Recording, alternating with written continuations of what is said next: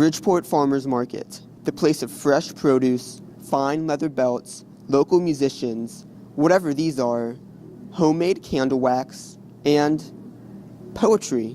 Mr. Elliot, a 9th grade English teacher here at Bridgeport High, and his friend Daniel Summers are hard at work, writing poems for individuals in exchange for monetary and book donations. I tried it myself.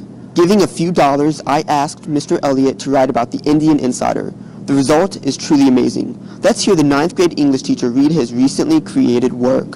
Media Matters. The pulse and heartbeat of Bridgeport High resides down in room 135, nestled next to the gym. Inside the Indian Insider are stout-hearted students dedicated to Bonenberger's vision of various streams of content flowing to the minds and hearts of the student body. I was satisfied with the work, as were many others upon receiving their personalized poem. Let's talk to Mr. Elliot about his poetic practices.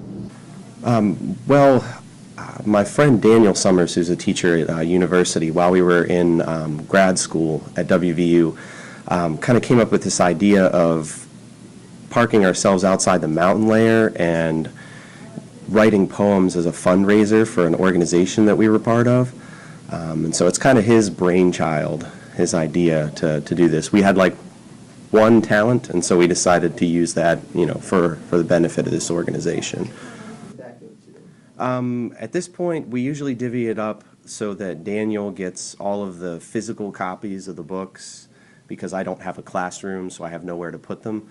And I usually get the monetary donation so that when I do get a classroom, I can then buy books and populate my shelves with them.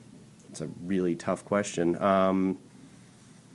I guess you could trace it back to 6th grade when one of my English teachers, Mr. Reese, made us memorize a poem by Jane Kenyon about trees. I can't remember the title of it, but from then on I just kind of latched onto it as something that I really enjoyed reading and writing.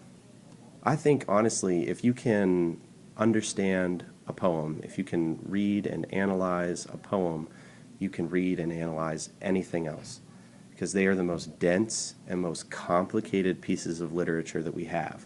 You have such a short space and you have to pull it apart and figure everything out, and if you can do that with a poem, you can do that with just about anything. Bridgeport students are without a doubt talented. As is evident with Mr. Elliot, so are the teachers. I'm Douglas Soul. Have a great day, Bridgeport.